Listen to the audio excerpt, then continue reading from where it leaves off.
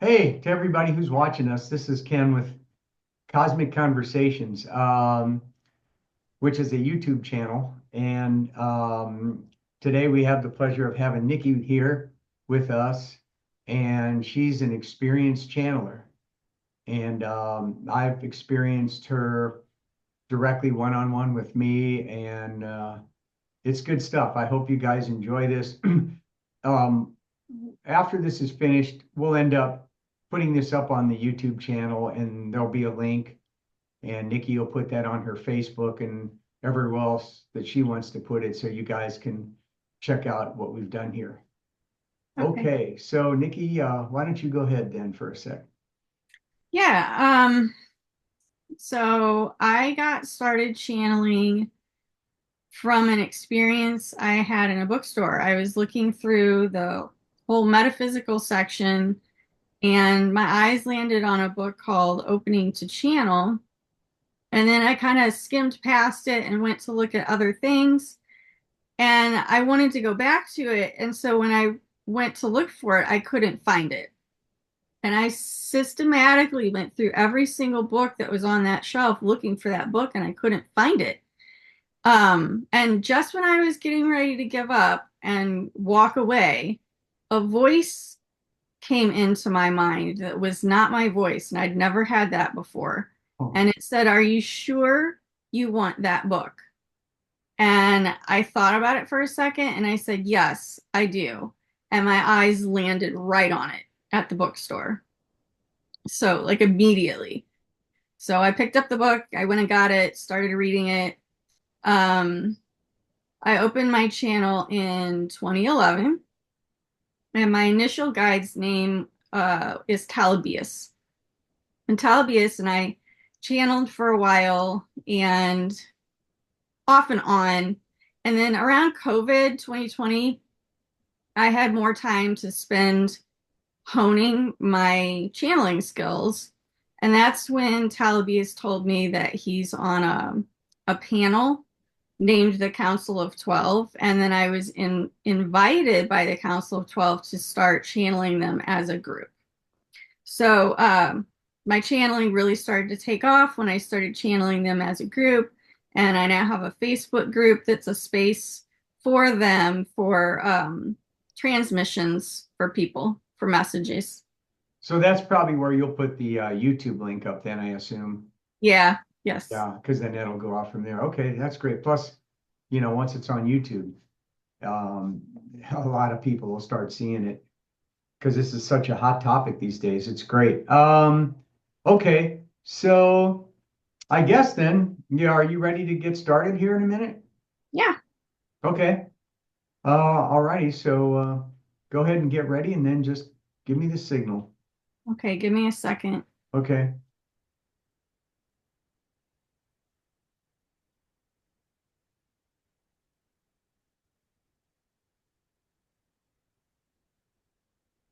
Hello. I'm Ken O'Neill, and I am greeting the Council of 12 right now.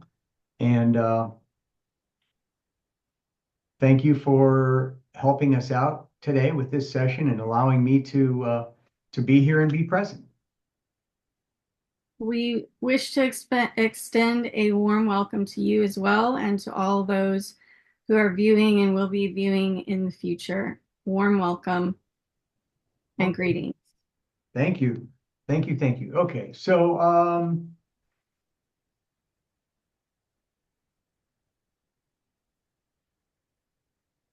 can you explain who the council is and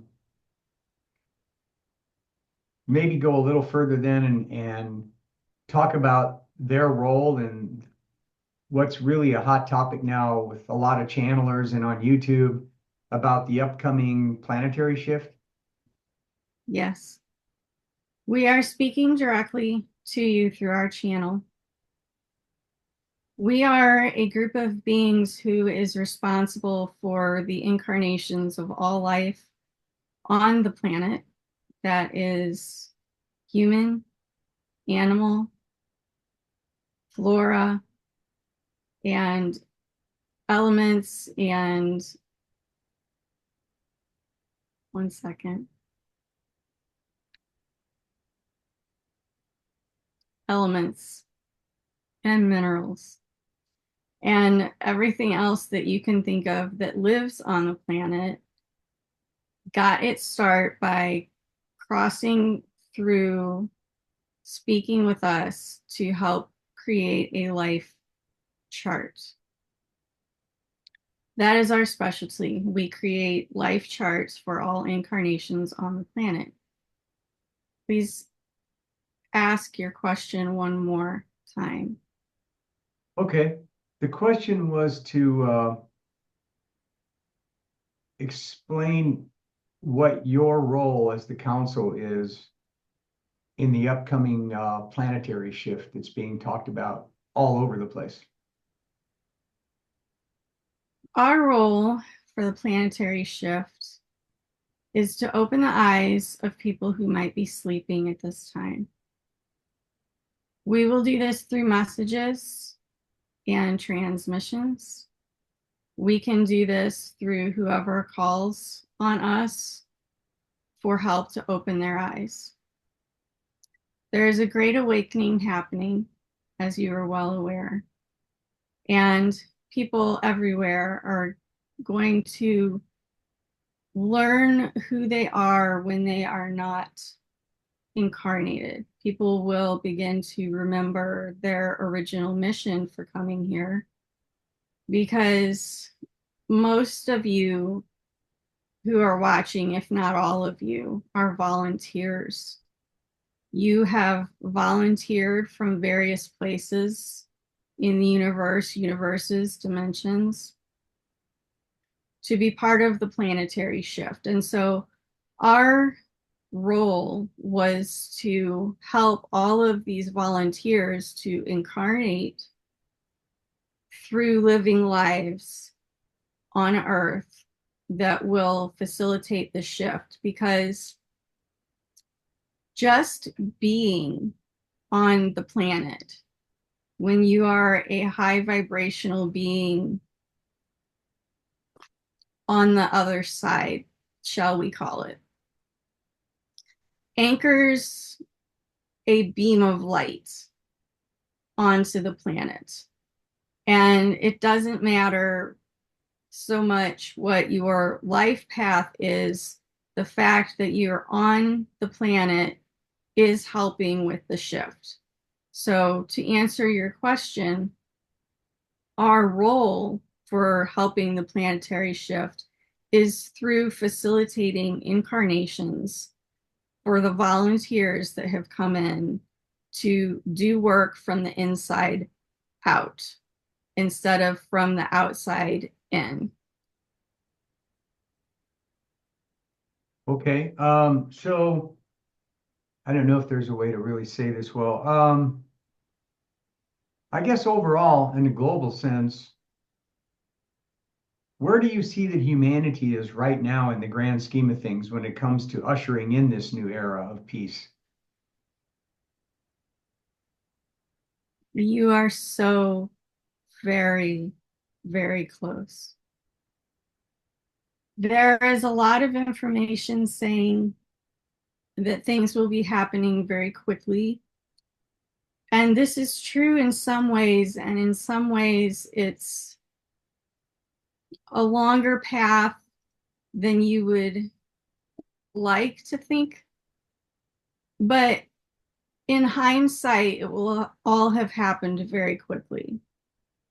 Our estimate is within the next 2 decades, you will look back and see how much progress humanity has made. So to answer your question, you are very close to seeing total change on the planet within 20 years. Okay. Okay, that all right. So when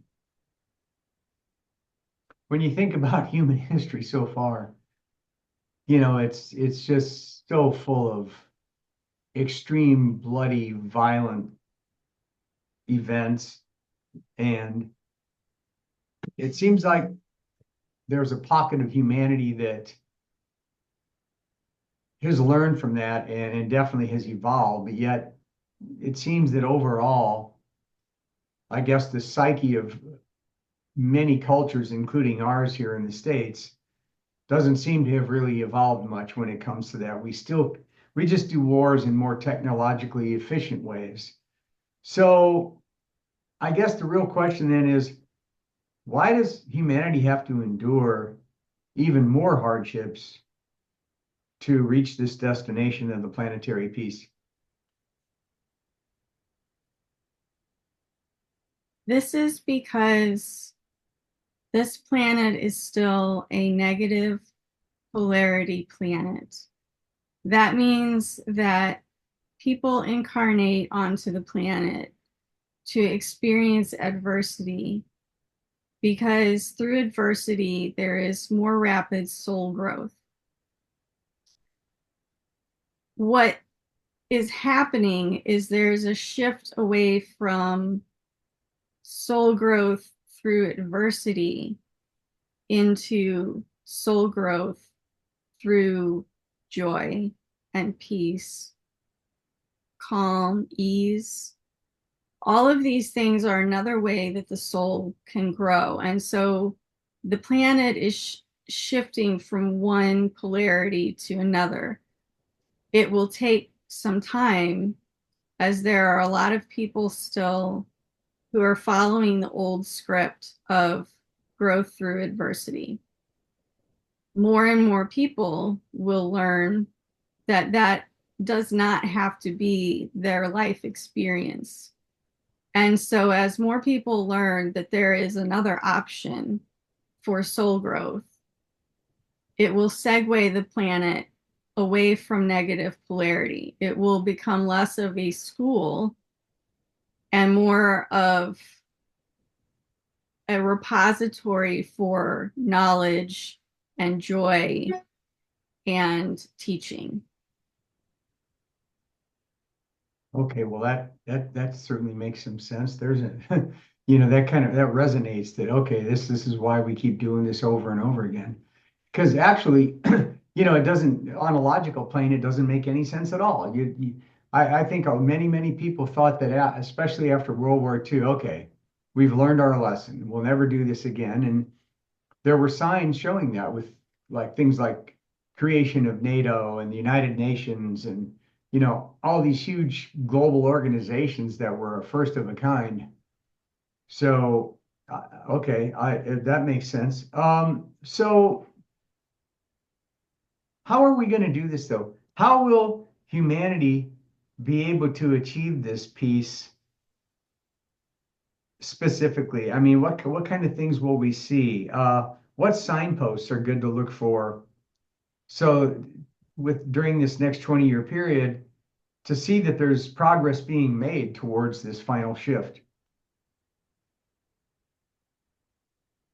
You will begin to see more world leaders come into a position of authority and power who will be more in alignment with the upcoming shift.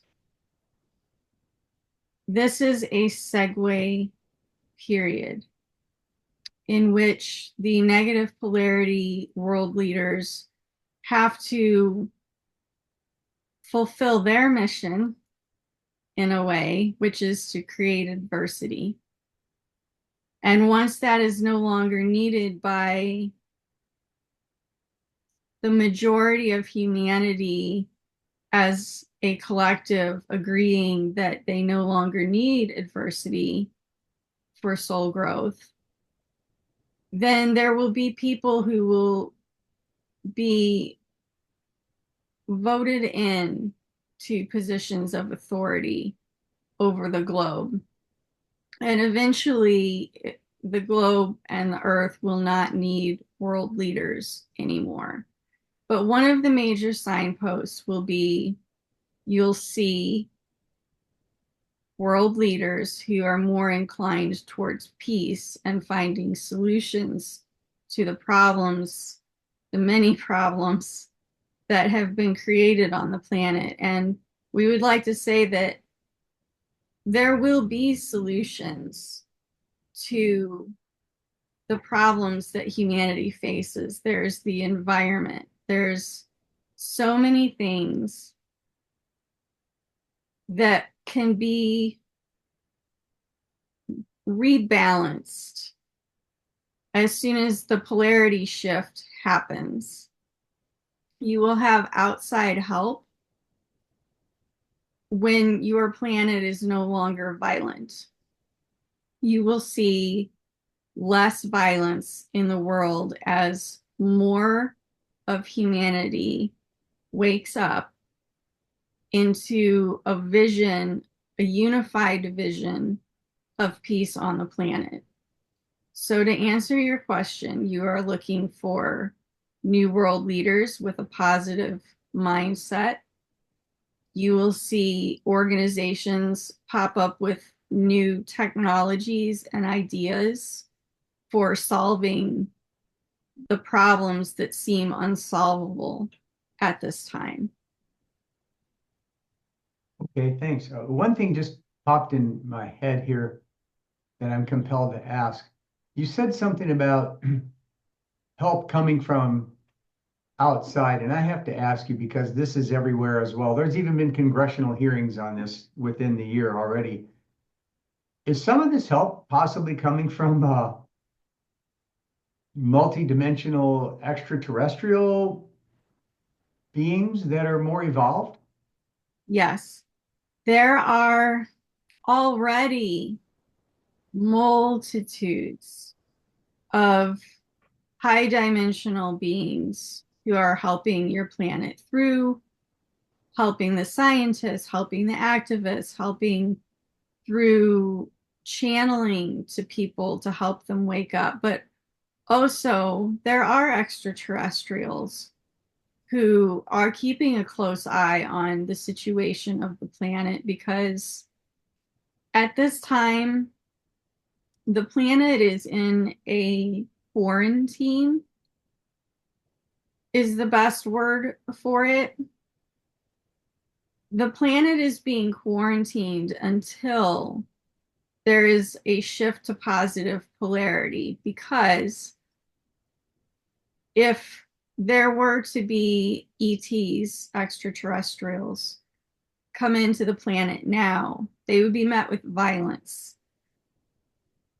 When the planet has become peaceful, they will be safe to come to the planet and teach and facilitate the technological growth of humanity in ways you cannot begin to imagine. You will then join the larger community. But until the negative polarity has run its course, it is less likely to have direct contact, only because it is not yet safe. That really fits with, I guess, a guy who's probably considered the leading authority and expert on all that, who's had tons of contact with people that have been in the military and the government. He's talked to several of the presidents. He's proven that with photos of him with them and documents, et cetera. That Dr. Stephen Greer, and he's saying the same thing exactly. That yeah, so that's great that you all are mentioning this to us. I think people need to hear that so they understand what's going on here. So if we can, why don't we just take a short break for Nikki? Um, and I'll just talk to her directly for a minute related to the to everything that we're doing here. That's okay? I'm here. It's me. Okay. All right, there you are. Okay. So what's it like channeling? I mean, I guess I'll divulge this. You got me started, and I was very shocked what happened the very first time and how quickly it happened. And I guess I'm not afraid of it. It feels comfortable for me, but it's I do so much other internal work, meditation wise and all. I'm noticing though that without me formally sitting down and doing the protocols that you taught me for channeling, it appears to be just happening when I'm in that meditative state Yeah. spontaneously. It Yes. so so it's interesting though, because I'm not consciously specifically asking questions like I would if I was doing it, but I guess once you open it and you're not in that high beta thinking state, but you're in more of the alpha, moving toward gamma states, and um, your brain frequencies are more in coherence. I guess you're just opening up, and it happens. Yes. Once a channel is open, it's secured by your guide. Okay, It's a very secure channel. Um, and yes, some guides, it depends on your guide, but some guides will use the opportunity of meditation, like you're speaking of, to give information because that's why we have our guides is to get information, sure. and so your guide is making sure that you have what you need at this point in your growth, however way in which she can communicate with you is the best. So meditation for you seems to be your space. Yeah, because I've done that for so long, and I guess that's. Sorry about that hum. Can you hear that on your end? No, I have a lot of construction going on outside the window of my home right now, and Okay, because I I don't know where that's coming from, but okay. Well, it's not constant, so we can put up with it, right? okay. So, um, so your channeling experience, I mean, what's that like for you? Both in the way that you're used to doing it and what it feels like to verbally channel, like in this interview, rather than just going from it coming in and then you going to pen to paper.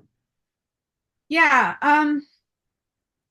the I should say that the book that I used um is called Opening to Channel with Sanaya Roman. Can I hold it up real quick? Oh yeah, sure.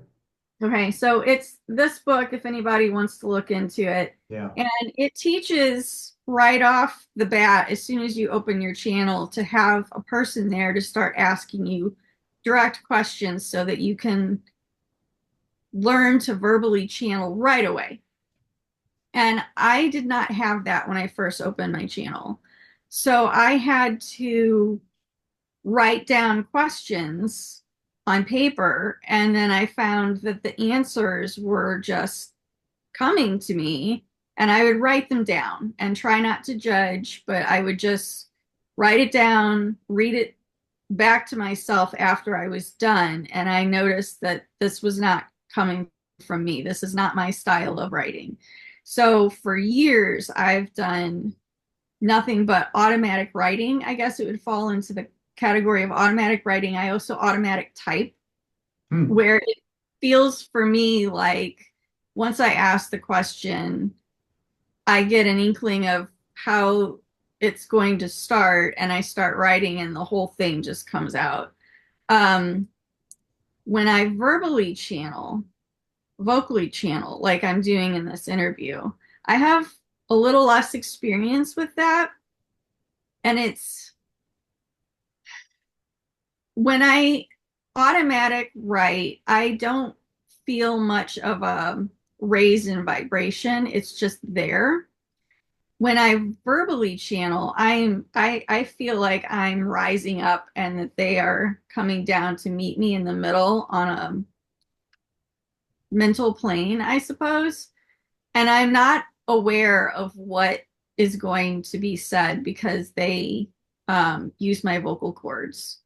So I don't really have much of a preview of what they're going to say. So that's a little bit of,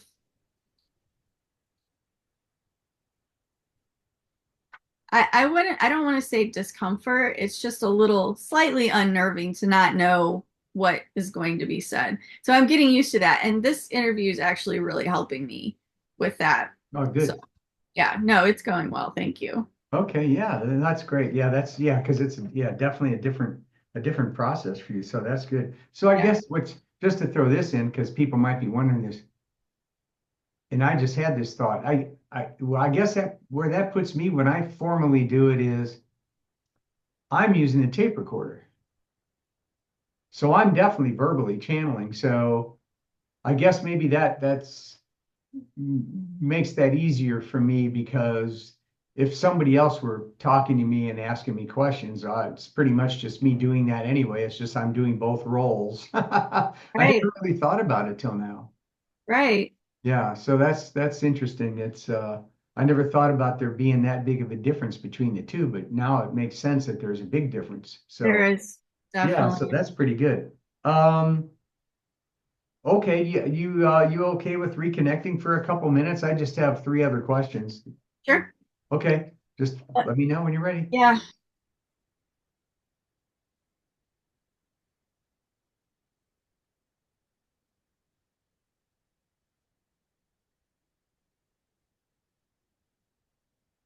Thank you for coming back to work with us some more, Council. So Nikki and I are part of a new group called GPE with a dear old close friend of mine and old teacher of mine, Stan Brooks. We've been close since we met back in the early 1970s. So, do you feel that our group, which is right now, it's probably around 6 to 8 people as we continue, um, does it seem that this type of work, the energy work that Stan is leading us through meditation practice and activation to open us, do you feel that this can effectively really help other people to heal via our group meditations and energy transmissions? Yes. Anytime a group of people come together with the same focus, it creates synergy. So you can do the work individually. It will be more powerful if you work with it in a group. So, yes, it is very impactful for you to work as a group of even just 6 to 8 people is is very effective and is good for healing for anybody that you're sending energy to or towards the world. Okay, that's great. I mean, I've heard for years since back when I was practicing a Zen practitioner for some years that things were popping up all over the place about, and again recently on the Gaia channel that you can subscribe to about huge worldwide meditations going on, which I've heard about this for a long time, but apparently now even larger. I guess because it's easier for us to connect through the internet and through platforms like Zoom and others to organize these things. And apparently, there's some pretty amazing, I'll just say measurable results that seem to happen from this. So it's good to know that even a little group like ours is can be effective and help folks out. That's wonderful. Okay, I have another one here. So can you comment on the martial arts systema in the small group that I instruct that brought Nikki and I together in the first place? Positives and or negatives about this training, about our particular group. Anything you can see about that? Yes, we like this systema group. We like the art of systema also as well because it has a healing component to it, which is good for the planet and humanity to have many people who live continuously in a space of comfort.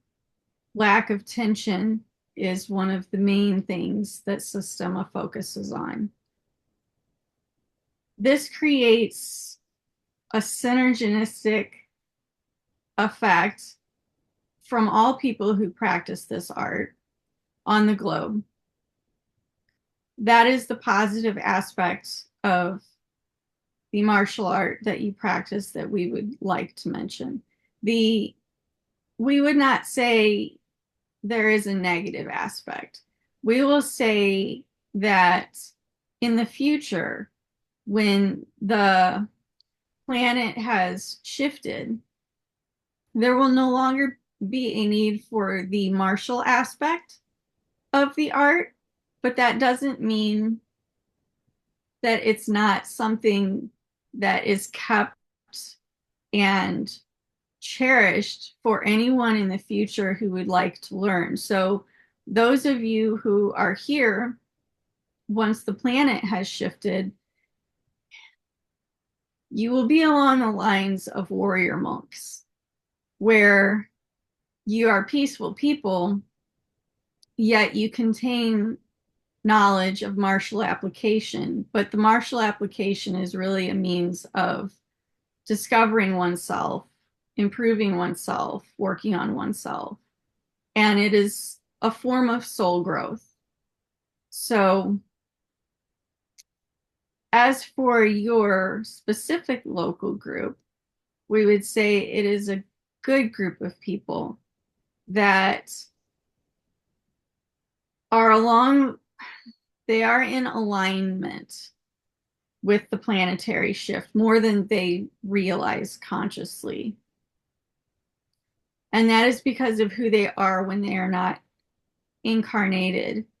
They are also volunteers that have, to some degree or not, woken to their mission for being here. We'll put it that way. That would explain how some of the folks in this group seem to be at odds with it in some ways, yet they're drawn to it and they show up. And Yes. that would explain that, I believe. They're energetically there more than they're consciously aware of, I guess is how I would try to describe what you just said, I think maybe. Yes, correct. That fits. Okay, that's pretty fascinating. Yeah, I felt the pull in myself now for several years. What you just all described about the idea that with just by changing a few subtle things, really, in practicing this, it could easily be turned into something that has nothing to do with actual self-defense. I mean, even the spatial awareness, the enhancing of inner sensory abilities and energetic abilities while in motion are all just things that could virtually be turned into games that are very playful, but less less I don't know. I hate to use the word scary because all this is about working through fear, but that don't have to have anything to do with being stabbed or shot or beaten. So I'm feeling that already. So hopefully I'm going to live long enough to see all this happen. The big shift. I'd like to still be here in this current life to see that. So I'm hoping for that. I have one final thing here. What else can the council suggest that not only Nikki and I, but people that are like-minded in general, the GPE group, maybe other people in our Systema group, and friends of ours and family of ours, to support other people, to help them mitigate the fear and all the hostility that's just exploding around the world due to our government and all of the very bizarre things that are happening there and the reactions to it here in our country and other countries around the world.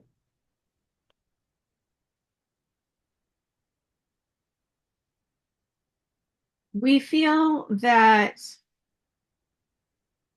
it is your role, should you accept it, to be peace. Give me 1 second. To hold space for humanity. What we mean by holding space is that if you have a positive mindset and you can hold a vision for the future, that is holding a door open for other people to follow. Whenever you pave the way towards positive polarity, it makes it 1,000 times easier for other people who are just a few steps behind you to follow along. So we need trailblazers to blaze that trail of positivity and not worrying so much. And we understand that it is a very rough time for humanity right now. We understand that the things that you are seeing and witnessing and experiencing are along the lines of traumatic. And we need people who really hold the space for hope because there are so many people who are losing their hope. So, to help others, you can be like a lighthouse or a beacon, a ray of light in their life that says, everything's going to be okay. I know everything is going to be okay. And I can see a future in which things like this will no longer happen. It's along the lines of the song that you have of Imagine. Keep that alive in your hearts and your minds so that you can pass that energy frequency on to those who may be in despair. You can help those around you by holding a vibration of hope. Okay, that's pretty good. Yeah. Yeah, that seems to kind of happen naturally. I'm just kind of thinking on things that pop up when I'm out in public and when people make comments, or sometimes I'll make a comment to see where their head is on all this, you know. And then I guess the word that comes to mind for me is I like to frame this that it's a purging of the old to make way for the new. And all these extreme, outrageous negative things like happening in this country and in Russia and with the North Koreans and oh my gosh, you know, all these Middle East, all these different fronts where I think it's just the energy seems to be building to a head and in the purge process. I guess it has to build up to sort of burn itself off. That's how I try to frame it for people to give them kind of a way to see what I'm seeing and what I'm feeling. So, um, well, if you have any other general comments you'd like to leave us with, please do. Give me one moment. Me as Nikki, hang on just one Okay. second.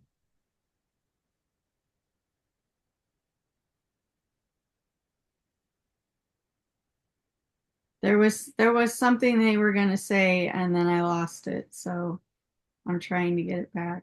Sure. Go ahead.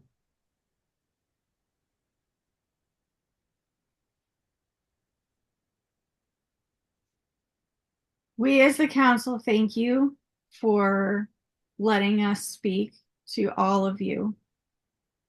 We would like to add that all of you who are watching and hearing this transmission, you are helpers for the planet. Remember that it is within your power to bring about change for the planet. And just remember that you are here for a reason, that your vibration, the light of your soul, shines brightly to everyone that you come in contact with.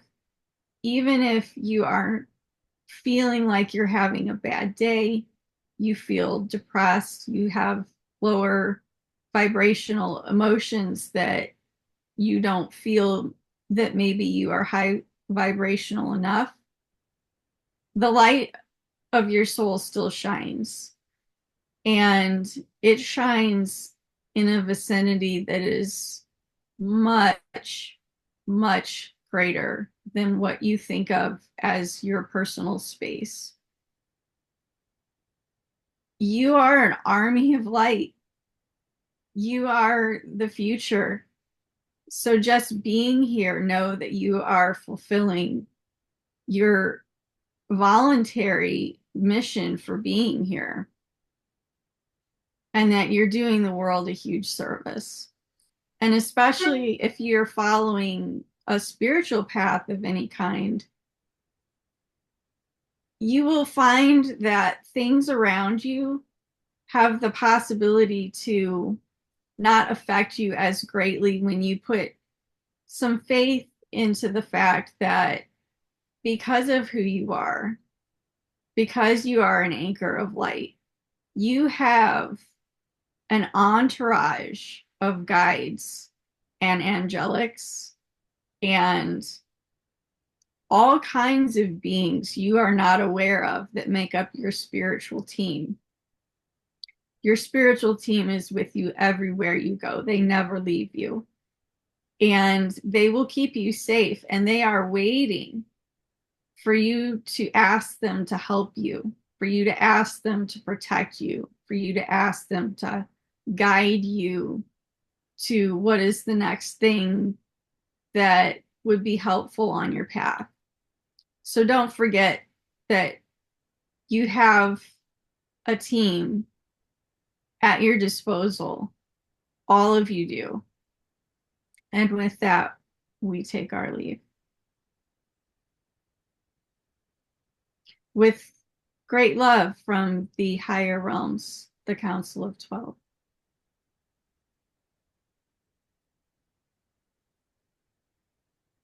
Well, that last statement was huge. That was especially I think a good thing that'll resonate when people are watching this and hearing this. Everybody needs to be reminded of that, including me. You forget that how much help you have. It's interesting too because I notice more and more being in the middle of something that could potentially just be really damaging physically or whatever. Somehow things shift and it doesn't go in a direction that it could have. I've been noticing this more and more. And in fact, this won't surprise you, but the interesting thing is it's starting to happen a lot more. And I can tell that this is my team is guiding me to do this, but it's happening more and more in our training classes. Mm-hmm.